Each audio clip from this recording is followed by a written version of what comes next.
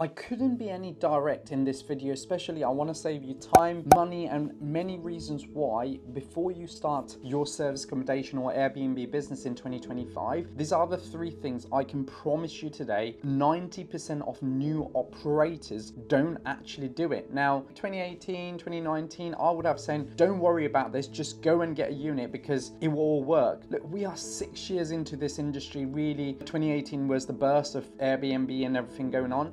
We're nearly 6 years going into 7 years now of Airbnb world, and if you now don't do this extra three things, I've seen a lot of people losing businesses in that first 12 to 18 months, not enjoying the business, and more importantly, your investment that you want to protect, right? The money that you've kind of saved to invest on this business. I want to make sure that you are fully completed on due diligence. I want to make sure that you are understanding your investment and what to expect from it. So guys, if you're new to this channel, welcome to another Grow Your BNB video. Now let's talk about the three things straight away. So the first thing I want to talk about is a clear strategy for growth. The second thing I'm going to talk about today in this video is making sure that you have fully streamlined your operational, right? And then the last thing I want to talk about is your financial stability, because I want to make sure that when you're getting this deal, it's not that last saving you've got, or when you're running the business, you want to make sure that you understand cash flow break-evens and everything to do with it. So I'm really excited to share this in this video. So now what I'm going to do is I'm going to take a couple of minutes for each topic with a question at the end that you guys want to go and complete to make sure you are understanding your investment, and hopefully by the end of this, you guys are very clear before you go and start your service accommodation business. If you're looking to grow this business, right, when you first start, you're thinking about that first deal, getting that over that line and all the challenges it brings. But really, if you're looking to make money from this unit, you've got to think about that third unit you're going to get up to that fifth unit and how you're going to get into that strategy of growth. Because I work with many clients, right, and this has been absolutely honest, who's in their first unit, generally what happens is either they fail to operate themselves and they pass it over to a management company. Also, choosing a management company can be a very big challenge for new operators because you're not really understanding how they're going to add value, apart from them just saying, I can get you a bit of bookings, I can probably streamline your guest communication, all that little things that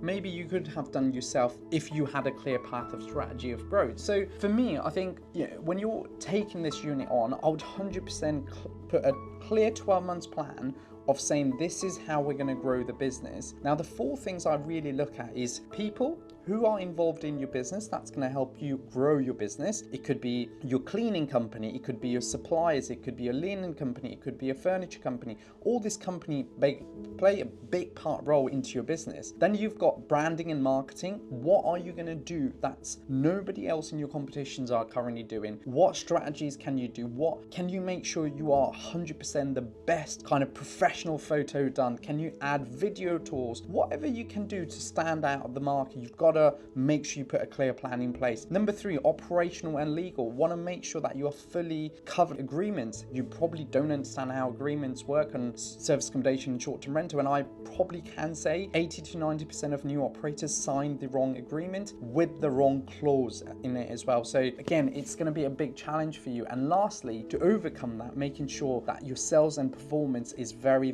much logged. And I'm going to touch base that in a financial part of the business, but this video was to make sure you are aware of this four kind of major things: people, brand and marketing, operational and legal, and sales and performance. So that should, if you put a clear plan in place for these four things, it should really make you stand out for this investment that you're going to go through. Now let's talk about streamlining your operationals. And again, most of these courses are telling you to just go and get a deal, go and make sure, don't worry about it, you'll learn. And you are right, most of the things that you learn will probably be actually in the first unit you're going to operate, and most 90% of operators will tell you. But I think 2025, the fact that we are in a market which is very busy in the UK, and I don't know, if you're watching from a different part of the world, it could be the same for you guys. I think the first thing I want to touch base is when you're looking to streamline your operational, I bring systems and processes and a software in place. A lot of people go, oh, I've got a channel manager that does everything. And my question is, well, that doesn't help you onboard your property. So if you've got your first deal, how do you make sure you click a button, you've onboarded that property? You should have a good checklist of things you need to do. So again, again, having that fully set up now could save you thousands of pounds, because it will not delay your setup, right? Because you've got everything in place.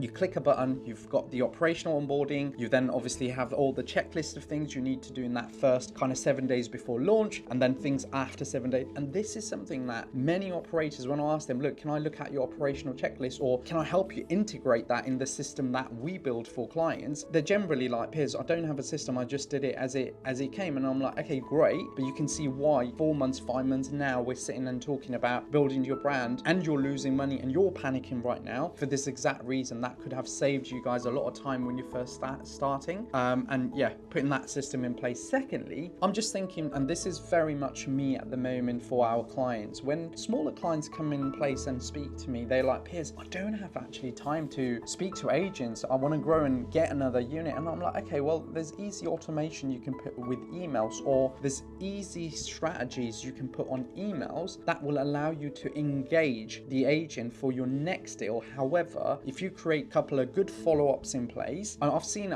we tested it with one of our clients actually, and it gave us a clear indication of how somebody does not need to be on a phone call to get their first deal, right? And that's something that I've realized, that when you can then use that into your next deal, without you having to worry about, you work 9 a.m. to 5 p.m. and agents don't reply after 5 and they've shut down, and then weekends you're busy. You can be sitting down watching a TV while you're doing this, because I'm trying to think about things that you can do that will allow you to grow quicker without having to worry about the wrong investment. Obviously making sure that you think about not having time, and obviously be able to enjoy this business model of service accommodation. And lastly, which is the most important part for me, is making sure that you understand the financial part of this business, because a lot of operators, what they do is they run a due diligence, a deal analyzer. So based on this property, on this nightly rate and this occupancy rate, I'm more likely to make this much revenue, and after all your expenses, depending on the cleans and stuff like that, you're going to end up with a certain amount of profit. I think that's not the way to do it anymore, because most of the information that you find online isn't what people are achieving on nightly rates, firstly,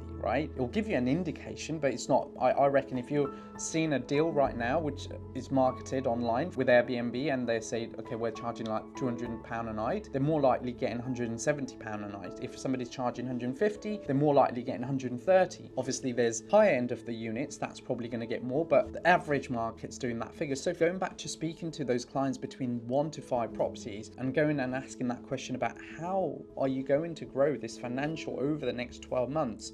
What do you expect the unit to be doing? And can I have a look at your spreadsheet? Nobody's really ever given me a spreadsheet that really tells them that the next 12 months flow of what they're looking to expect, their cash flow, what potentially at what point is that property going to break even. In 3 months time, you'll kind of know the expectation of that property, and the due diligence you did probably didn't match as well. So for me, I think this video, I really want to make sure that you understand that when you're doing a due diligence and you're running the 12 months cash flow, I want you to put Jan, Feb, March, put all the rents, look at what the total outgoing is for the whole year. Then I want you to focus on Airbnb, Booking.com direct. What's the potential income you can bring from each platform? What if one platform doesn't work? Where are you going to go? You've got to have a clear plan in place, right? To be able to achieve that financial goal, especially nowadays, people spending 8, 9, 10,000 pounds on their first deal. And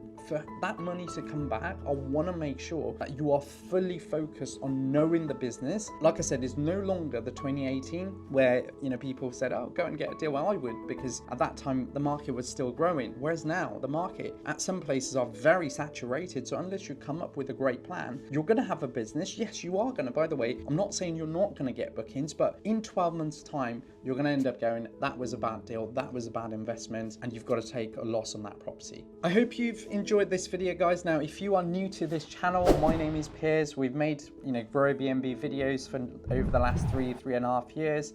We post twice a week on a Wednesday and a Saturday at the moment. And these videos are really to help anyone who's looking to start and grow their service accommodation business in the UK or different part of the world. And yeah, make sure you are hitting that subscribe button, and we will be back with another video soon.